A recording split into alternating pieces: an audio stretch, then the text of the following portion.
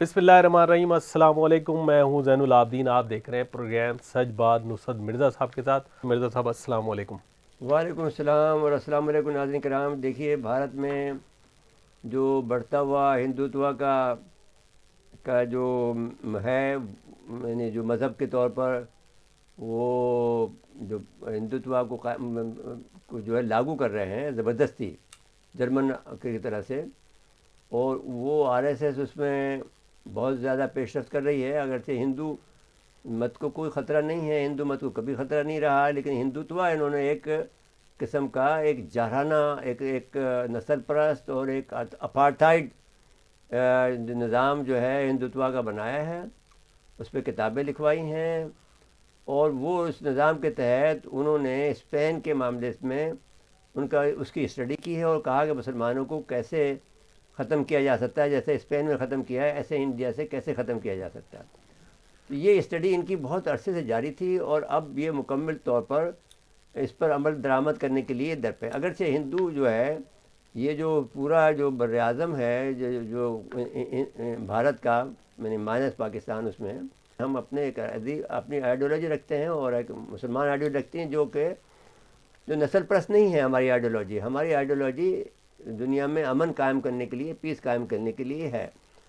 یہ جو ہندوتوا ہے، یہ دہشت گرد تنظیم ہے، جو کہ آر ایس ایس کا، بلکہ اگر فسطائیت کو دیکھ لیں، یا آپ اس کو جو ہٹلر کی جو تنظیم تھی وہ اس کو دیکھ لیں، وہ اس پر یہ عمل پیرا ہے۔ اور عجیب بات یہ ہے کہ جب ہٹلر کی تنظیم قائم ہوئی تھی، اسی وقت میں یہ تنظیم بھی قائم ہوئی تھی، اس کے نقش قدم پر آر ایس ایس۔ تو اس کی ہسٹری یہ ہے۔ اب مسلمانوں کو یہ خطرات لاحق ہو گئے ہیں کہ ان کا جو ہے قتل عام، جینوسائیڈ کہتے ہیں، جو کہ جیسا کہ ان کا ہوا ہے، جرمنی نے کیا تھا ان کا، یہودیوں کا، اس کو یہ لوگ بڑا مناتے ہیں، اور اس پر کوئی آدمی بولے تو اس کو سزا بھی دلاتے ہیں۔ تو اس قسم کا جینوسائیڈ یہ لوگ کرنے جا رہے ہیں مسلمانوں کا، اور مسلمان ابھی تک وہاں کا بے خبر ہے۔ ہم نے کئی دفعہ کوشش یہ کی ہے کہ ان کو جگائیں، اور خصوصاً جو ہمارے جو مدارس ہیں وہاں پر، جیسے کہ وہ دیوبند ہے، ندوہ ہے، اور دوسرے جو ادارے ہیں، وہ سب کے سب جاگیں، اور یہ اپنے جو پاجامہ اونچا کر کے جو باتیں کرتے ہیں، یہ کافی نہیں ہے۔ آپ کو اس وقت لڑنا پڑے گا ان لوگوں کے ساتھ جو ظلم کر رہے ہیں۔ تو ظلم کے خلاف آپ کے پاس یعنی واضح ہدایت موجود ہے قرآن حکیم میں، جو ہم اس سے زیادہ آپ اس کے پڑھے لکھے لوگ ہیں۔ اب اس میں اگر آپ اس کو بھی نہیں مانتے، اب آپ کے دماغ میں نہیں آیا ہے، تو ایک پروفیسر ہیں، گریگوری اسٹینٹن جو ہے ان کا نام ہے، اور وہ بانی ہیں جینوسائیڈ واچ کے۔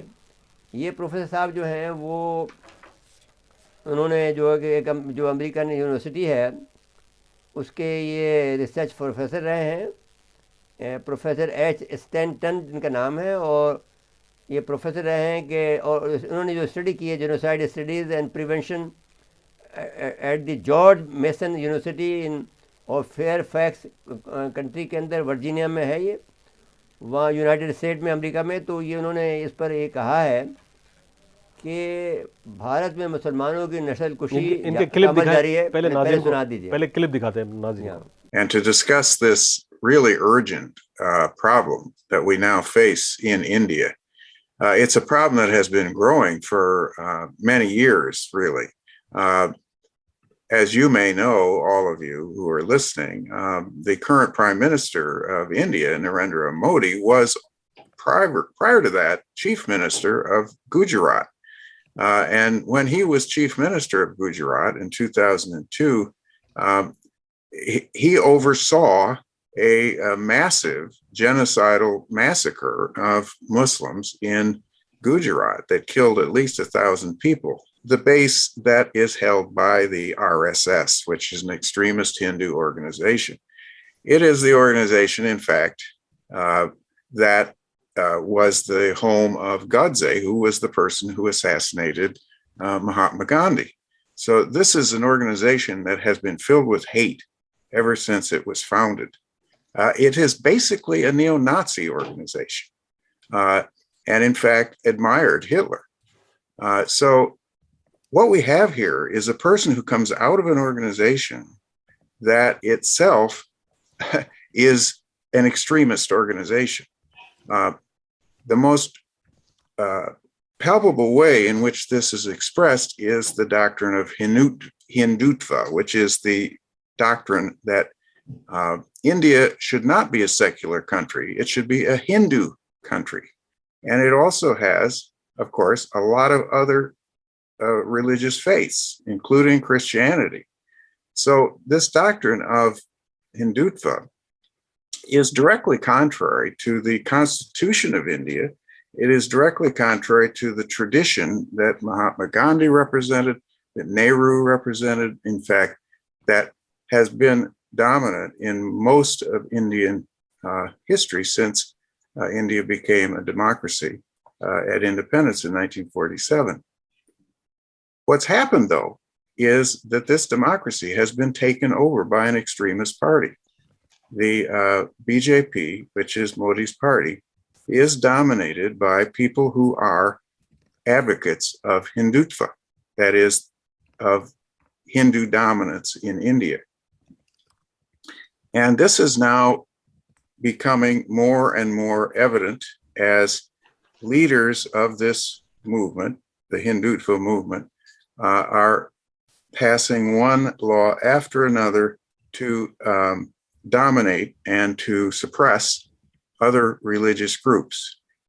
The religious groups that have been most affected most recently have been Muslims and Christians, but there are other religious groups as well.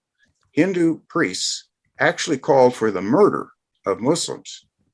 They said, and I'm quoting, "We must arm and we must be prepared to kill." Now, when we have that kind of warning, and that is what we call incitement to genocide. Incitement is a crime under the Genocide Convention. And when you have that kind of incitement, it is the preparation stage for genocide. Preparation is, as Hannah has already pointed out, what we consider to be the seventh stage. And after that comes persecution. And we've already seen some of the persecution, the massacres. We've seen discrimination also against Muslims and so forth. So these stages of genocide, which are not linear, as Hannah has pointed out, they occur simultaneously. Many of them are already present in India today. We should be watching out. We should be crying genocide emergency for India. And that is, in fact, what Genocide Watch has done for both Assam and for Kashmir, and we are about to do for Uttar Pradesh and Uttarakhand, because we believe there is a real risk of massacres. What is, of course, extremely troubling here is that the Modi government has stood back, said nothing, and will be very happy to just watch it happen.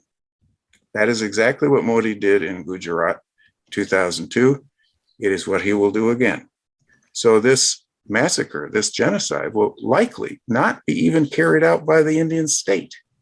It will likely be carried out by mobs, just as the genocide was carried out.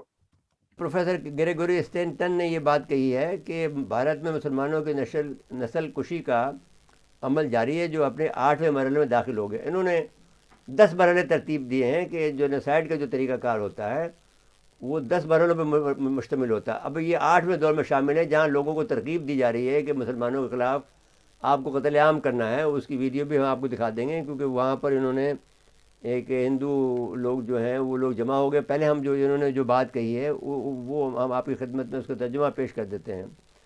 वो कहते हैं कि भारत में मुसलमानों नस्ल कुशी का अमल जारी है, जो अपने 8वें मरहले में दाखिल हो गई है, और ये मुकम्मल कलाकमा से एक मरहला दूर है। यानी जब जेनोसाइड होगा उससे सिर्फ एक मरहला दूर है। उन्होंने कहा कि प्रोफेसर ग्रेगोरी एच स्टैंटन के मुताबिक, जिन्होंने नस्ल कुशी के 10 मरहलों में तहकीक करते हुए उसके 10 मरहलों को तरतीब दिया, उन्होंने जस्टिस फॉर ऑल ऑर्गेनाइजेशन के प्लेटफार्म पर अपने वर्चुअल खिताब में कहा कि भारत में मुसलमानों की नस्ल कुशी हो रही है और ये अपने 18वें मरहले में दाखिल हो चुकी है, 8वें मरहले में दाखिल हो चुकी है, जिसके बाद ये अपने आखिरी मरहले में दाखिल हो जाएगी। इज्तिमाई हमलों के नतीजे में बड़े पैमाने में कत्लेआम हो रहा है اور اس حملوں کا جنگ مغلوبہ میں دی جا سکتی ہے، یعنی جو آپ غالب کرنے کے لیے آپ جیسے مجتمع ہے، جیسا کہ آپ کے دہلی میں ہوا ہے، وہ ان کو مغلوب کرنے کے لیے ان کے اوپر اس کو زین صاحب نے اچھا ترجمہ کیا ہے کہ جنگ مغلوبہ کا نام دیا ہے، کہ یہ عام شہریوں کو مارنے کا جو انہوں نے منصوبہ بنایا ہے، جیسا کہ دلی میں انہوں نے کیا کہ عورتوں کے بچے دوڑے تھے، تو انہوں نے کہا کہ نریندر مودی کے RSS سے رابطے ڈھکی چھپی بات نہیں ہے، یہ وہ تنظیم ہے جو اپنے قیام ہی سے نہ صرف مسلمانوں بلکہ دیگر غیر ہندو اقوام سے بھی کھلا دشمنی کا اظہار کرتی رہی ہے، عیسائیوں کے ساتھ کرتی ہے، سکھوں کے ساتھ کرتی رہی ہے۔ یہ نازی ازم کے فلسفے پر قائم ہے، ہٹلر سے متاثر تنظیم ہے، جیسا کہ میں نے کہا۔ اس میں نے نازی ازم کا نام نہیں لیا، فسطائیت کا ضرور نام لیا تھا۔ فسطائیت جو تھی وہ اٹلی میں ہوئی تھی، اور نازی جو تھے وہ جرمن میں ہوئے تھے۔ ایک دور کا دھار تھا کہ یہ فسطائیت اور نازی ازم دونوں کو انہوں نے شکست دینے کے لیے پھر یہ دوسری جنگ عظیم ہوئی تھی۔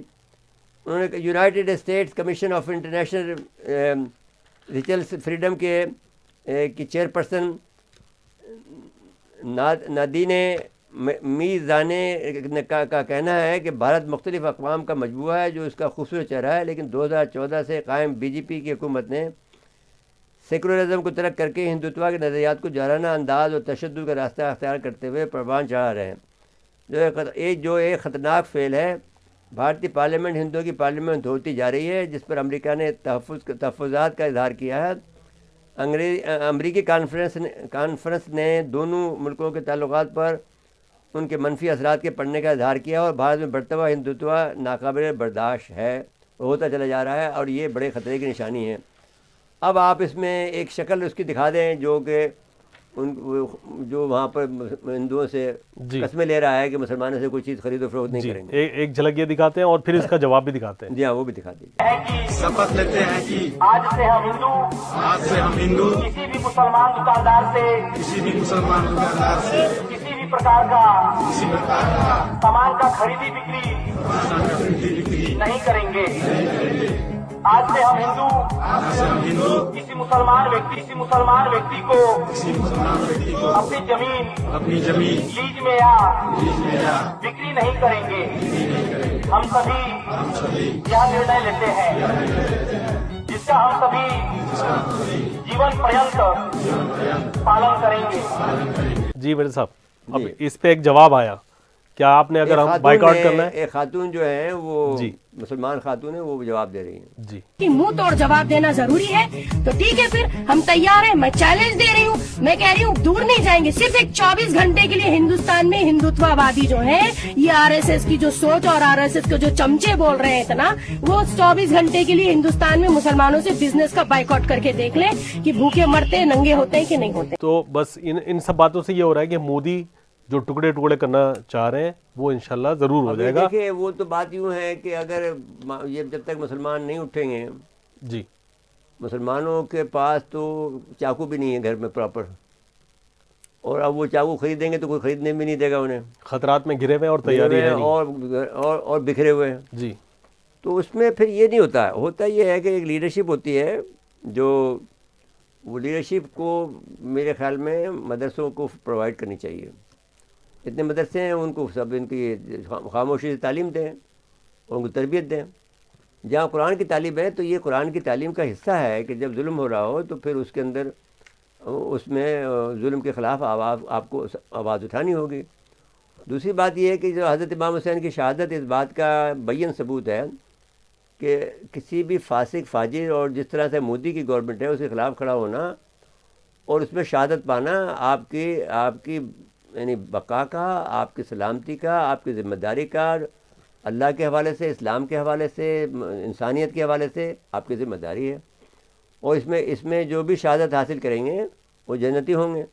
تو اس لحاظ سے جو بھی نقش قدم پہ چلے گا حضرت امام حسین علیہ السلام کے راستے پر، یہ راستہ ضرور کٹھن ہے، لیکن آپ یاد کریں کہ حضرت امام حسین کا راستہ کم کٹھن نہیں تھا۔ ان کو تو معلوم تھا کہ وہ جب مقتل میں جا رہے ہیں، تو اس کے باوجود آپ کو بھی معلوم ہے کہ مقتل میں جا رہے ہیں، تو خیر ان کا مقابلہ ایسے نہیں کر سکتے کہ رسول اکرم کے نواسے تھے، آپ تو ایک 25 کروڑ ہیں, ہماری آبادی تو 22 کروڑ ہے پاکستانیوں کی, آپ تو 25 کروڑ کی تعداد میں موجود ہیں. وہاں پر جس طرح سے آپ تعیش کی زندگی گزار رہے ہیں اس کو چھوڑ دیں, اور وہ جو لوگ بھی امیر لوگ ہیں وہ اس وقت اسلحہ خرید کے لوگوں کو دیں, اور وہ وہاں پر مقابلہ کریں تاکہ ان کا RSS کا جی کیا ہے, اگر 2000 کلیکشن کو وہاں پہنچ جائیں تو یہ پورے RSS کے کافی ہے. تو وہ اب ہمارا کام نہیں ہے. ہم آپ کو صرف یہ بات بتا سکتے ہیں کہ یہ اس کا حل جو ہے وہ صرف مقابلہ کرنے کا ہے. آپ کو ایسے بیٹھے رہنے سے نہیں کام چلے گا. صرف ایک منٹ رہ گیا میرے صاحب, صرف مسلمانوں نہیں, سکھ عیسائی سب خطرے میں. میں نے کہہ دیا سکھ عیسائی سب کو گر رہے ہیں نا, جی عیسائیوں کو مار رہے سب کو ہیں اٹھنا نا, پڑے گا. ان کا چرچ جلا رہے ہیں, ان کے ساتھ میں ظلم کر رہے ہیں, ان کو پکڑ کے مار رہے ہیں. اور تو پھر ایک اور کی ہے, وگوجے سنگھ کے بیان دیا ہے, وہ اگر آپ سنا دیں. جی وہ کہہ دیں آپ. بھائی وہ ایک کانگریسی لیڈر ہیں جو مدھیہ پردیش کے ہیں, جو کہ MP کہلاتا ہے مدھیہ پردیش. اس نے کہا ہے کہ RSS ہندوتوا کے خلاف سخت آواز اٹھاتے ہوئے کہا کہ جو لوگ ملک میں ہندو مذہب کو خطرے میں بتا رہے ہیں وہ جھوٹ بول رہے ہیں. جی انہوں نے کہا کہ جو لوگ کہتے ہیں کہ ہندو خطرے میں, ان کے لیے میں بتا دوں کہ اس ملک کے صدر, وزیر اعظم, وزیر اعلیٰ ہندو ہیں. ہندوتوا خطرے میں ہو سکتا ہے لیکن ہندو مذہب کو کوئی خطرہ نہیں, لاک نہیں ہے. انہوں نے اپنی تقریر کے دوران دگوجے سنگھ نے کہا کہ ہندو مذہب بہت عظیم اور وسیع ہے ان کے مطابق. یہ ہم نہیں کہہ رہے, اس میں سبھی کی عزت کی جاتی ہے, لیکن کچھ لوگ اس کو استعمال صرف سیاسی روٹیوں سیکھنے کے لیے کر رہے ہیں. RSS پہ حملہ آور رخ اختیار کرتے ہوئے انہوں نے کہا کہ RSS پوشیدہ طور پر نفرت پھیلانے کا کام کرتی ہے. BJP اور RSS سے جڑے لوگ ہندو مذہب کو خطرے میں بتا کر سیاسی عہدوں کو حاصل کر کے پیسہ کماتے ہیں. اپنی بات کو آگے بڑھاتے وجے سنگھ نے RSS کا موازنہ دیمک سے کر ڈالا. انہوں نے کہا یہ دیمک ہے ہندوستان کے لیے, تباہ کر ڈالے گا. بھئی دیمک کا علاج بھی کرنا چاہیے, علاج نہیں کرتے. پروگرام میں موجود لوگوں سے مخاطب کرتے ہوئے کہ آپ ایسی تمیزی سے لڑ رہے ہیں جو اوپر سے نظر نہیں آتا. ٹھیک ویسے ہی جیسے کہ دیمک کسی چیز گھر کو اندر سے کھوکھلا کرنے میں لگی رہتی ہے, اس طرح سے RSS بھی یہ کام کر رہا ہے, ہندوستان کو تباہ کر رہا ہے. جی, اور وہ تباہ کر کے چھوڑیں گے. مجھے بریک کے لیے کہا جا رہا ہے, بریک کے بعد آئیں گے تو اگلے موضوع پہ چلیں گے. ناظرین مختصر وقفہ ہے, وقفے کے بعد ایک مرتبہ پھر پروگرام میں خوش آمدید کہتے ہیں. مرزا صاحب قومی سلامتی, بھائی دیکھیے بات یہ ہے, قومی سلامتی کی پالیسی جو بنی ہے اس میں ایک تو بات پہ زور دیا گیا ہے کہ ہمیں سیٹلائٹ کا ہمیں زیادہ بڑھانا پڑے گا. دیکھو ریبر 1 اور ریبر 2 تو ہم نے 1962 میں ہمارے چلا دیے تھے, ہم تو بہت آگے تھے. انڈیا تو اس کا بس پتہ نہیں تھا, لیکن کوئی امریکہ نے پھر ہمیں وہ جو کتاب لکھی ہے, انہوں نے کہا کہ نیور ایگزٹ فرام پاکستان میں انہوں نے کہا تھا کہ فکس پاکستان. تو ہمیں 65 کی جنگ میں پھنسایا, پھر 71 کی جنگ ہم پہ بات مسلط کی گئی اور پھر ہمارا ملک توڑا. تو اس میں اب انہوں نے یہ نئی پالیسی بنائی ہے جس کو جو آرمی چیف نے بھی کہا ہے کہ ملٹری سیکورٹی قومی سلامتی کا ایک پہلو ہے. نئی پالیسی زبردست قدم ہے, انہوں نے آرمی چیف نے یہ بات کہی ہے. تو اس میں مجھے لگتا ہے کہ اس کے اندر کوئی نہ کوئی اس تقریب میں اسپیکر قومی اسمبلی اسد قیصر, وفاقی کابینہ کے ارکان, chairman joint of staff committee, مسلح افواج کے سربراہان اور سفارتکار اعلیٰ فوجی حکام موجود تھے. اچھا, قبل ازیں وزیر اعظم نے قومی سلامتی پالیسی تاریخی دستخط بھی کیے.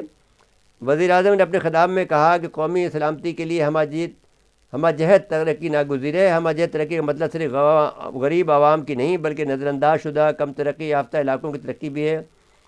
قومی سلامتی پالیسی درست سمت کا تعین بھی کرے گی. قومی سلامتی اور استحکام کے لیے حصول کے لیے ایک سمت میں گامزن ہونے کے لیے پوری حکومتی مشورے کی مدد کرے گی.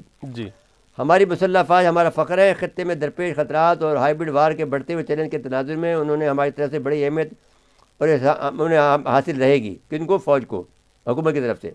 ہماری خارجہ پالیسی کا بڑا مقصد خطے اور خطے سے باہر امن اور استحکام رہے گا. یہ بس یہ پالیسی کا کر دیتے تھے. مسئلہ یہ کہ یہ سفارشات بن جاتی ہیں لیکن عمل درآمد مشکل ہوتا ہے. ذہن میرے خیال میں جب ایک پالیسی وضع ہو جاتی ہے تو اس میں پھر کچھ نہ کچھ, جیسے مثال کے طور پر آپ کی جو قومی اس وقت بنی تھی ایپیکس کمیٹی کی اس میں آپ میں 20 نکات تھے, 19 نکات, لیکن اس پہ طے نہیں ہو رہا تھا. نہیں, پھر بعد میں پھر 5-6 نکات پہ عمل ہوا نا جی, ملک میں امن قائم ہوا.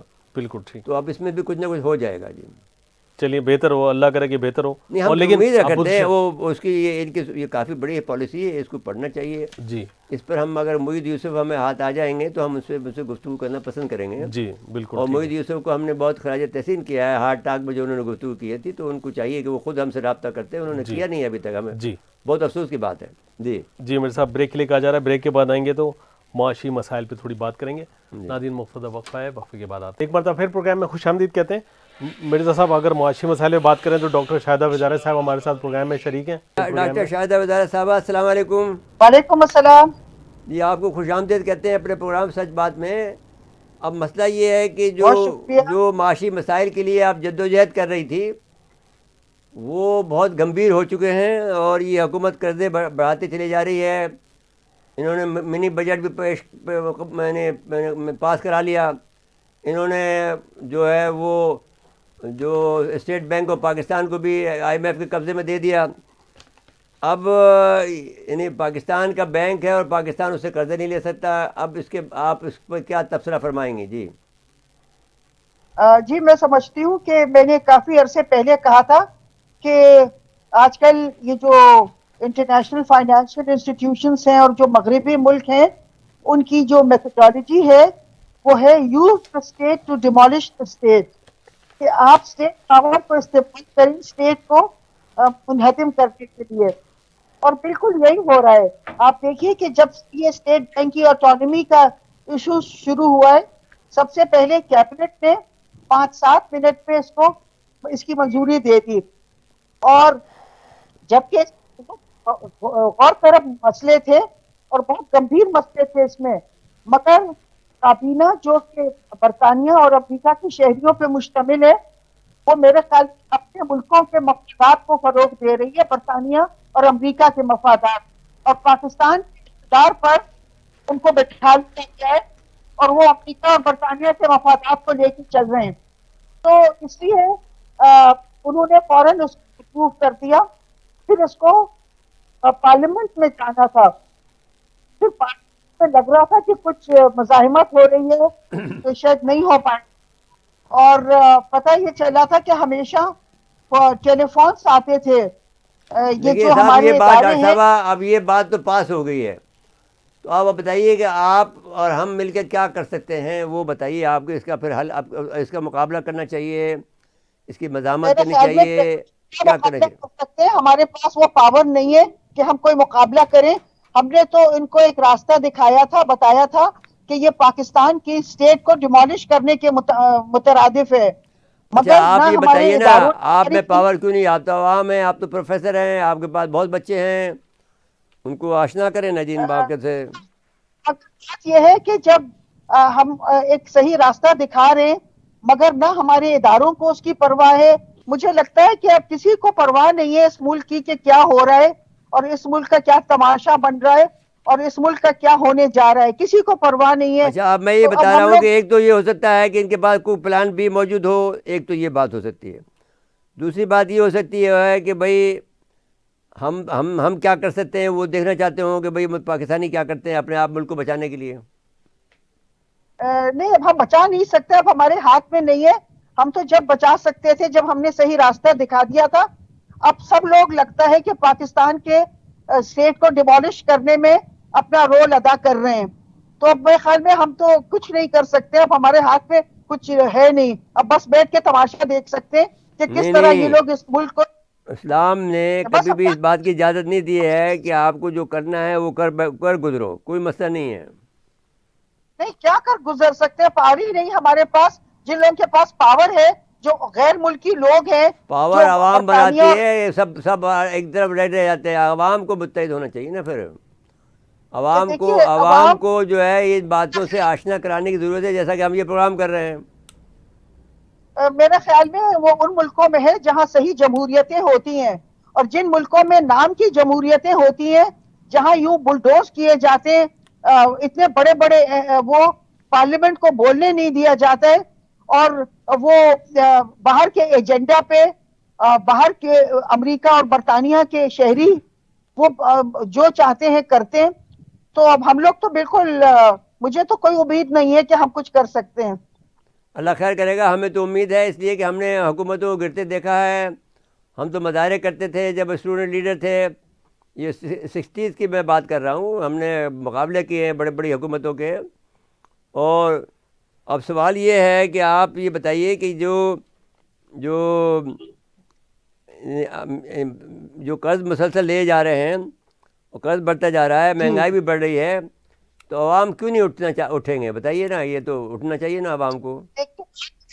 کہ ایسا ان ملکوں میں ہوتا ہے جہاں حکومتیں جو ہیں وہ ملک کے محب وطن ہوتی ہیں اور جو عوام کے لیے کچھ کرنا چاہتی ہیں. ابھی آپ دیکھیے کہ ترکی کبھی انہوں نے یہی حال کرنا چاہ رہے تھے، مگر پریزیڈنٹ طیب اردگان جو ہے وہ ایک بہت ہی محب وطن لیڈر ہیں.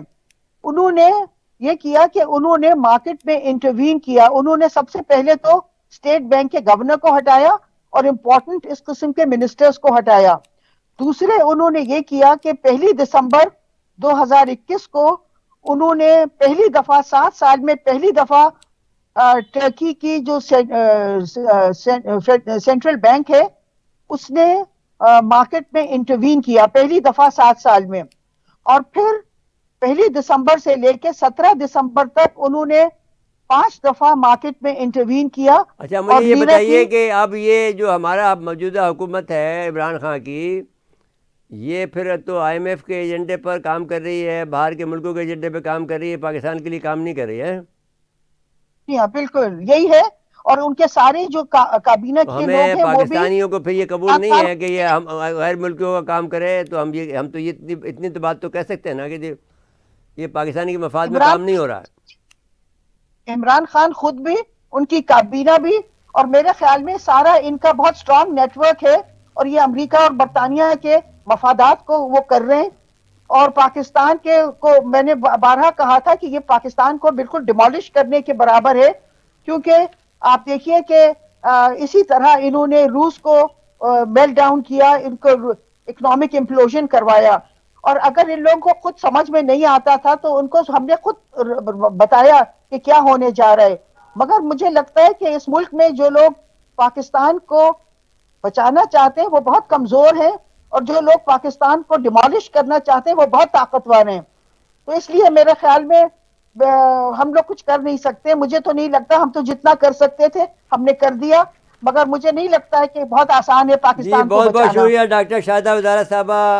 آئی ہوپ کہ ہم کوئی اچھے نتیجے پہنچیں. آپ نے اپنی جو بات کہنی تھی وہ کہی، بہت دل گرفتہ ہے، آپ دل گرفتہ بھی ہیں اور ہم اپریشیٹ کرتے ہیں ان کی حب الوطنی کو. بہت بہت شکریہ ڈاکٹر شاہدہ وزارہ صاحبہ آپ کو. جی وقت ختم ہوا پروگرام کا. ناظرین آج کے لیے اتنا ہی، آئندہ پروگرام تک کے لیے اجازت چاہتے ہیں. اللہ حافظ.